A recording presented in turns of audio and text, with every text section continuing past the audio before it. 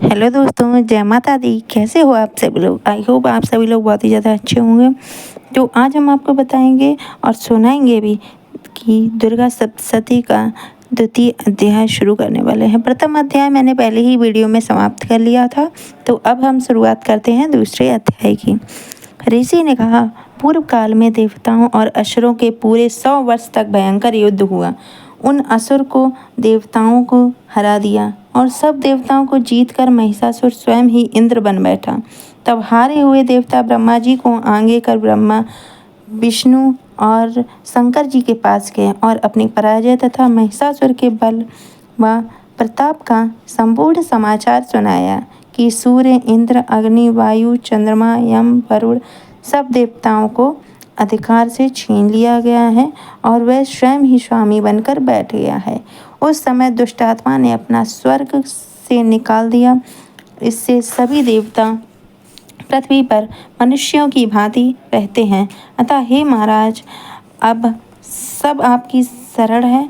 आपने उसे मारने का विचार शीघ्र ही कीजिए। इस प्रकार देवताओं की बातों को सुन लीजिए।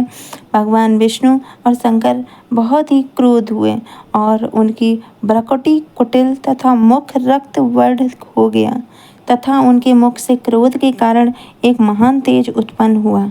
इसी भांति सभी देवताओं के अंगों से भी एक एक तेज उत्पन्न हुआ और वह सब मिलकर एकत्रित हो गया।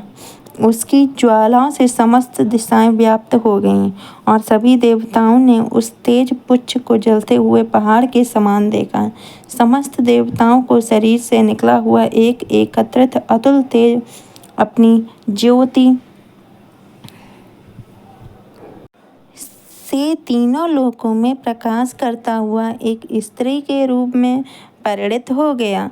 भगवान शंकर के तेज से उस स्त्री का मुख बना, यमराज के तेज से उसके केस तथा विष्णु के भुज से भुजाएं बनी। दोनों स्तन चंद्रमा के तेज से, कमर के मध्य भाग इंद्र के तेज से, जंघा तथा पिंडली वरुण के तेज से, पृथ्वी के तेज के दोनों नितंब ब्रह्मा जी के तेज से, दोनों चरण सूर्य के तेज से, पाँव की उंगली वसु के तेज से, भुजाओं की उंगली नासिका कुबेर के तेज से, दांत प्रजापति के तेज से तथा अग्नि के तेज से तीनों नेत्र उत्पन्न हुए। संध्याओं के तेज से दोनों भौं, पवन के तेज से कान और इसी प्रकार अन्याय देवता का तेज से शिव कल्याणकारिणी देवी की सृष्टि हुई। संपूर्ण देवताओं का तेज पुच्छ के उत्पन्न हुए देवी देख महिषासुर द्वारा सताए हुए सभी देवता अत्यंत प्रसन्न हुए। तत्पश्चात शंकर जी ने अपने त्रिशूल में एक त्रिशूल और भगवान जी के एक चक्र दिया। वरुण ने शंख, अग्नि के शक्ति, वायु और धनुष बाणों से भरे हुए तरकश प्रदान किए। इंद्र ने अपने व्रज में से निकालकर वृक्ष और आयुध दिया तथा ऐरावत हाथी से उतार दिया। एक घंटा प्रदान किया। यमराज ने कालदंड वरुण के पास स्फटिक की माला, प्रजापति और ब्रह्मा जी को एक कमंडल प्रदान किया। देवी के समस्त रूप कूपों में सूर्य देव ने अपनी किरणें भर दी। काल में चमकता हुआ खड्ग और ढाल भेंट किया। क्षीर सागर में उज्ज्वल हार तथा 2 दिव्य वस्त्र, चूड़ामणि, कुंडल और कड़े दिए। शुभ्र अर्धचंद्र सब बाहुओं के लिए केयूर, पैरों के सुंदर नुपुर, गले की सुंदर हसली और समस्त अंगुलियों में रत्न जड़ित अंगूठियां प्रदान की। अत्यंत निर्मल फरसा विश्वकर्मा ने भेंट किया और विविध भांति के अस्त्र तथा अमेध कवच दिए।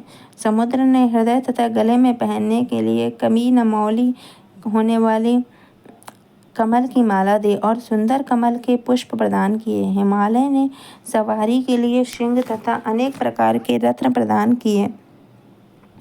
मदिरा ने भरा हुआ पात्र कुबेर ने दिया। भूमंडल धारण करने वाले नागराज शेष ने महामणियां से सुशोभित एक हार दिया। इसी प्रकार अन्य सभी देवताओं ने विविध भांति से आभूषण तथा आयुध प्रदान किया। तब भगवती देवताओं से भली भांति सम्मानित होकर बार बार ऊंचे स्वर में अट्टहास करती हुई गर्जन करने वाली, जिससे सारा आकाश गूंज उठा। भगवती की गर्जना कभी समा न सकी और उसकी ध्वनि से संपूर्ण विश्व तथा सागर कांप उठा।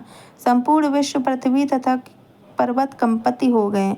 उस समय सारे देवगण उस सिंह वाहिनी देवी को जयकार करने लगे। मुनिगणों ने भगवती की बड़ी विनम्रता से नत मस्तक होकर स्तुति की।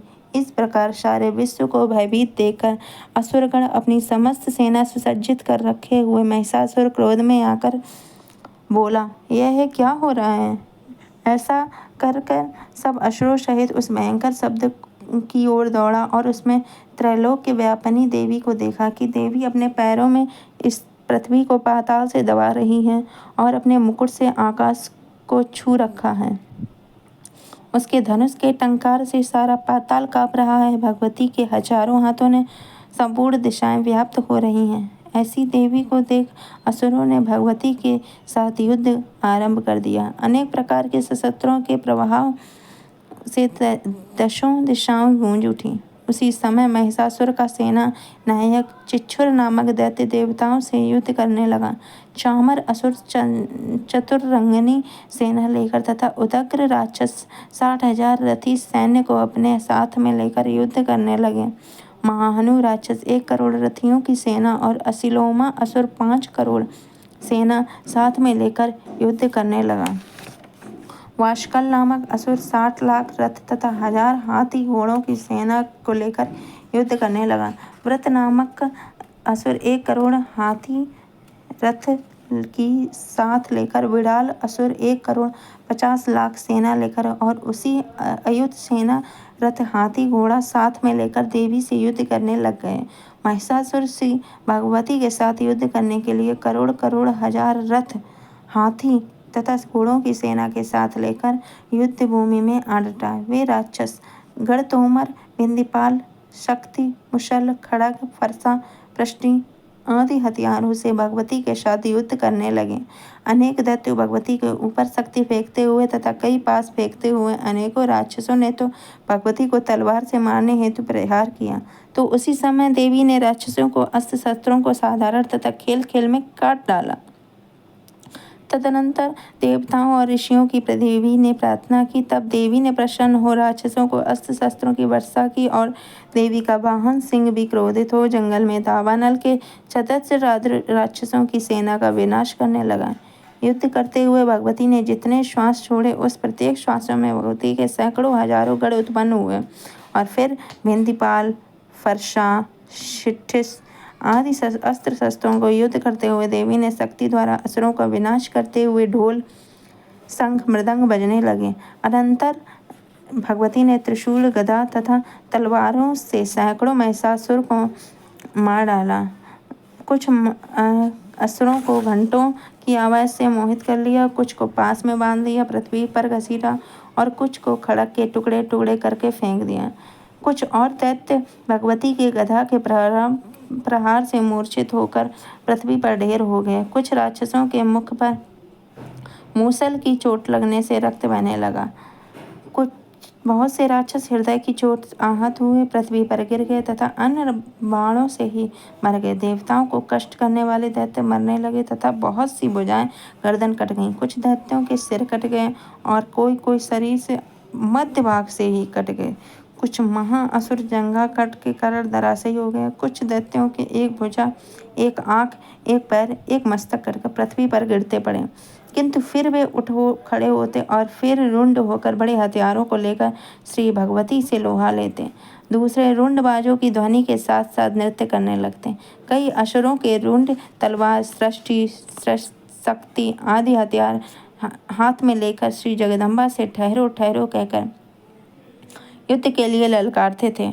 उस रण क्षेत्र में रण, हाथी, असुरों और रथ जाने की पृथ्वी ढक गई थी। राक्षसी सेना का रक्त इकट्ठा होकर महानदी की तरह बह रहा था। माँ भगवती ने उन असुरों को सेना का इस प्रकार संहार कर दिया मानो तृण को अग्नि से जला दिया हो। देवी का सिंह भयंकर शब्द करता हुआ उसके गर्दन के बालों को हिलाता हुआ था, यानी वह शत्रुओं को प्राण चुन लेता करता था।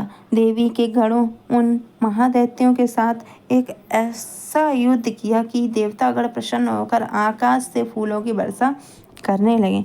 इति श्री मार्कंडेय पुराण के देवी महात्म्य के महिषासुर की सेना वध नामक दूसरा अध्याय समाप्त होता है।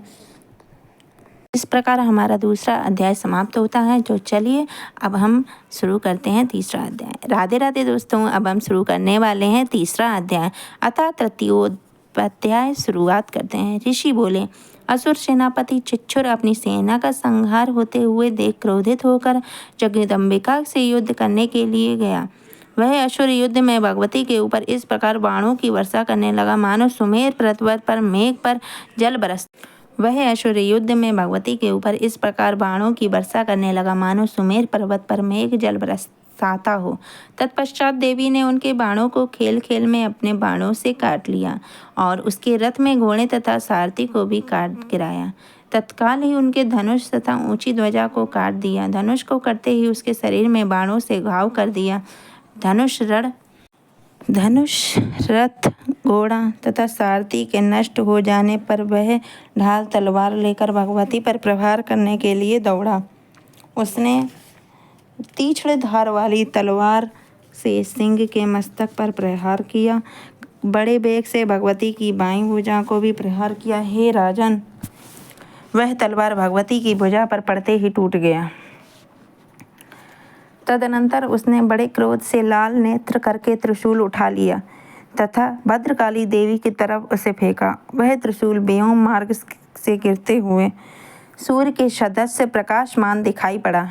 इस प्रकार उस त्रिशूल को अपनी ओर आते देख देवी ने अपना त्रिशूल छोड़ा, उस महात्म्य को मार भी गिराया। जब चिच्छुर असुर को मारा गया तो देवताओं का शत्रु चामर हाथी पर बैठकर भगवती से युद्ध करने को उगत हुआ और उसने देवी के ऊपर शक्ति की ओर फेंका, परंतु जगदम्बा ने उसे हुंकार से निष्प्रभ करके पृथ्वी पर फेंक दिया। शक्ति के टूटते हुए उस असुर ने क्रोधित होकर अपना त्रिशूल मारा। भगवती ने उसको भी बाणों से काट दिया।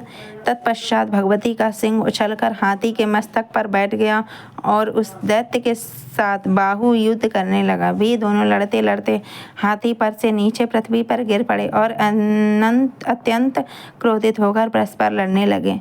फिर सिंह ने बड़े वेग से आकाश की तरफ उछलकर चामर को थप्पड़ मारा और उसका सिर पृथ्वी से पृथक कर दिया और देवी के उदग्र को शिला, वृक्ष आदि से मार दिया तथा दांत और मुक्कों की मार से कराल को कर दिया। तत्पश्चात भगवती ने क्रोधित होकर उद्दंत दैत्य को गदा से मार दिया। बिंदीपाल को वास्कल और तथा गंधक और ताम्र को बाण से मार दिया। 3 नेत्रों वाली भगवती ने ग्राहस्त्र, उग्रवीर और महाहनु को मार डाला। विडाल का सिर तलवार से काट दिया। दुर्धर और दुर्मुख को बाणों से मार दिया, यमलोक पहुंचा दिया। इस भांति अपनी सेना का संहार होते हुए देख महिषासुर भैंसे का रूप बना देवी के गणों को भय दिखाने लगा। किन्हीं की थुतून के प्रहार करके, कुछ को खुरों से, पूंछ को फटकार से, कुछ की सींगों को टक्कर मार करने लगा। किसी की तेज दौड़कर, किसी की गर्जना करके, किसी को चक्कर देकर तथा किसी को श्वास की वायु से पृथ्वी पर पटकने लगा। इस तरह देवी के गणों को सेना से गिरते हुए महिषासुर देवी को मारने की दौड़ा तो भगवती ने उस पर क्रोध किया। फिर वह बलवान महिषासुर भी क्रोध करता हुआ धरती को विताड़ित करने लगा तथा ऊंचे ऊंचे पहाड़ों को सींगों से फेंकता हुआ गर्जनें करने लगा। उसके वेग को दौड़ने वाली पृथ्वी फिर से लगी और पूछने को फटकार से सागर का जल चारों ओर फैलने लगा। सींगों की चोट के मेघों के खंड खंड हो गए तथा श्वास की वायु के उड़े हुए सैकड़ों पर्वत आकाश के नीचे गिरने लगे। इस प्रकार क्रोधयुक्त उस महिषासुर को आते हुए देख चंडिका देवी ने उसको मारने के लिए क्रोध किया और भगवती के पाश को फेंका। वह असुर उस पास में बंध गया। पास के बनते ही उसने अपना भैंसे का रूप त्याग दिया और सिंह का रूप धारण कर लिया। जैसे ही भगवती उसका सिर काटना चाहती थी कि वैसे ही उस असुर तलवार लिए मनुष्य के रूप में हो गया। तब भगवती ने बाणों की वर्षा करने ढाल तलवार सहित उसके मनुष्य रूप को काट दिया। तब वह हाथी के रूप में उत्पन्न हो गया और भगवती ने सिंह को अपनी सूंड से खींच कर गर्जने लगा। भगवती के तलवार की उसकी सूंड काट दिया। तदंतर उस महिषासुर पर भैंसे का रूप धारण कर त्रैलोक के सभी चराचर मात्र को पहिए लय की तरह कष्ट देने लगा। तब को चंडिका देवी क्रोधित होकर सुरापान करने लगी और लाल लाल नेत्र से हंसने लगी। बलवीर के अहंकार से वह महिषासुर भयंकर गर्जना करते हुए सींगों से चंडिका देवी और पहाड़ों को फेंकने लगा। फिर देवी अपने बाणों से उन पर्वतों को चूर करते हुए लड़खड़ाते वचनों से बोली। देवी ने कहा, ओ मूढ़, मैं जब तक मधुपान करती हूँ तब तक तू छीड़ भर के लिए गर्ज ले। मैं तुझे अभी यहीं मारूंगी।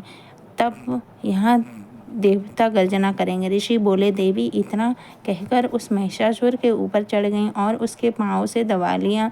उसे त्रिशूल से मारने लगीं। अब वह असुर भी देवी के पैरों में दबा हुआ अपना मुंह की ओर से आधा बाहर की ओर निकलने ही पाया था कि भगवती अपने बल पराक्रम से रोक दिया। आधा निकला हुआ महादैत्य जब पृथ्वी भगवती के युद्ध करने के लगा तो देवी ने अपने तलवार से उससे सिर काट डाला। तदंतर हाहाकार करती हुई दैत्यों की समस्त सेना भाग गई थी। इसे देखकर समस्त देवगण प्रसन्न हुए और दिव्य महर्षियों के साथ सभी देवगण भगवती की प्रार्थना करने लगे और गर्जन व राज गाने तथा अप्सराएं नृत्य करने लगीं। इति श्री मार्कंड पुराण की देवी महात्म्य के महिषासुर वध नामक तीसरा अध्याय समाप्त होता है। इस प्रकार हमारा तीसरा अध्याय समाप्त होता है। बताइएगा चैनल को लाइक शेयर एंड सब्सक्राइब करना बिल्कुल ना भूलें।